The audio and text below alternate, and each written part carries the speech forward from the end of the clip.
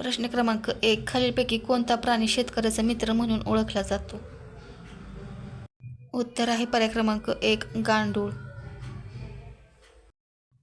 प्रश्न क्रमांक 2.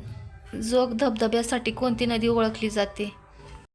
उत्तर आहे पर्याय क्रमांक 3. शरावती नदी.